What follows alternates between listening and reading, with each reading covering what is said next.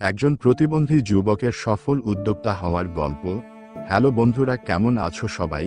নতুন আরও একটি অনুপ্রেরণামূলক গল্প নিয়ে হাজির হলাম তোমাদের মাঝে। আশা করি তোমাদের ভালো লাগবে।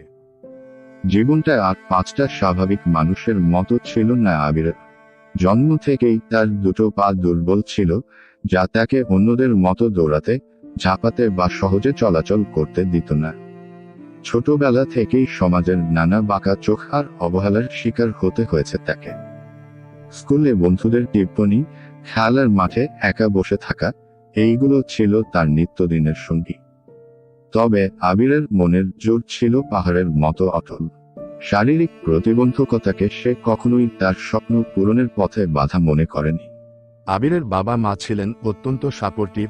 তারা কখনোই আবিরকে তার দুর্বলতার কথা মনে করিয়ে দেননি, বরং তার ভেতরের সম্ভাবনাগুলোকে খুঁজে বের করতে সবসময় উৎসাহ জুগিয়েছেন। মায়ের শেখানো হাতের কাজ আর বাবার উৎসাহে আবির ছোটবেলা থেকেই ছবি আঁকতে ভালোবাসত। তার তুলির আছড়ে জীবন্ত হয়ে উঠত প্রকৃতি, মানুষ আর তাদের স্বপ্নগুলো। ধীরে ধীরে আবিরের আঁকা ছবিগুলো পরিচিত মহলে প্রশংসা পেতে শুরু করল।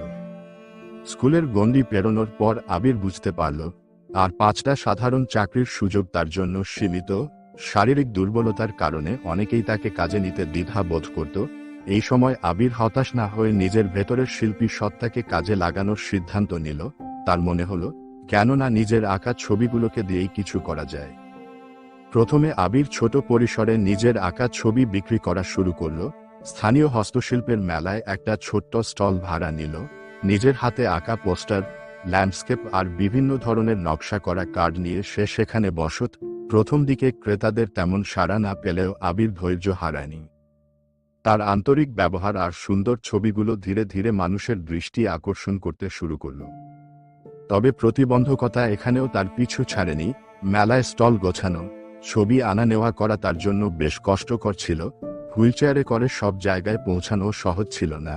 কিন্তু আবির দমে যায়নি।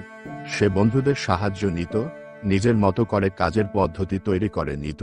তার অদম্য ইচ্ছাশক্তি দেখে অনেকেই এগিয়ে আসত সাহায্য করতে। ধীরে ধীরে আবিরের পরিচিতি বাড়তে শুরু করল। তার আঁকা ছবিগুলোর চাহিদা তৈরি হলো। স্থানীয় কিছু দোকান তার কাছ থেকে ছবি কিনে তাদের শপে বিক্রি করতে শুরু করল।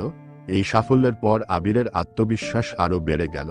সে ভাবল, কেননা এবার অনলাইনে নিজের কাজ বিক্রি করা শুরু করা যাক।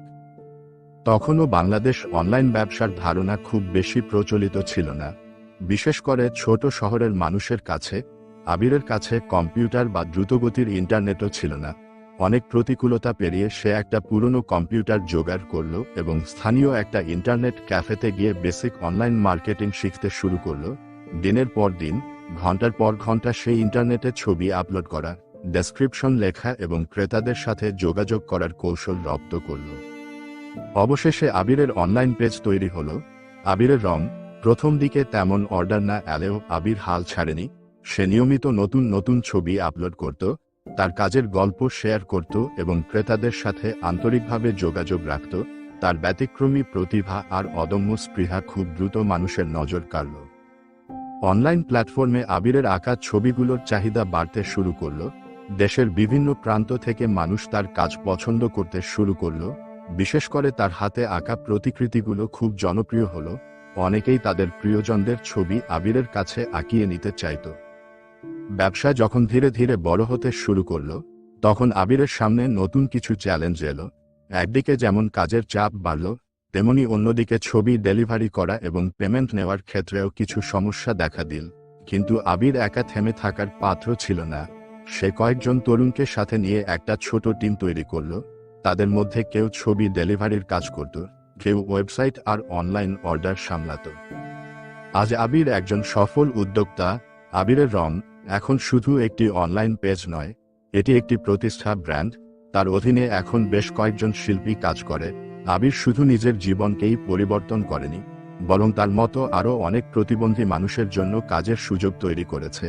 সে বিভিন্ন কর্মশালা আয়োজন করে, যেখানে প্রতিবন্ধী তরুণদের বিনামূল্যে ছবি আঁকা শেখানো হয় এবং তাদের কাজ বিক্রি করার জন্য প্ল্যাটফর্ম তৈরি করে দেওয়া হয়। আবিরের গল্প আমাদের শেখায় যে শারীরিক প্রতিবন্ধকতা কখনোই মানুষের ভেতরের সম্ভাবনাকে দমিয়ে রাখতে পারে না। প্রয়োজন শুধু অদম্য ইচ্ছাশক্তি, কঠোর পরিশ্রম আর নিজের প্রতি বিশ্বাস সমাজের বাঁকা চোখ আর প্রতিকূলতাকে জয় করে আবির প্রমাণ করেছে যে মনের জোর থাকলে সব বাধাই তুচ্ছ। তার জীবন একটি জ্বলন্ত উদাহরণ, স্বপ্ন দেখতে এবং সেই স্বপ্নকে সত্যি করার জন্য কখনো হাল ছেড়ে দেওয়া উচিত নয়, বরং নিজের দুর্বলতাগুলোকে শক্তিতে রূপান্তরিত করে এগিয়ে যাওয়াই হলো জীবনের আসল জয়।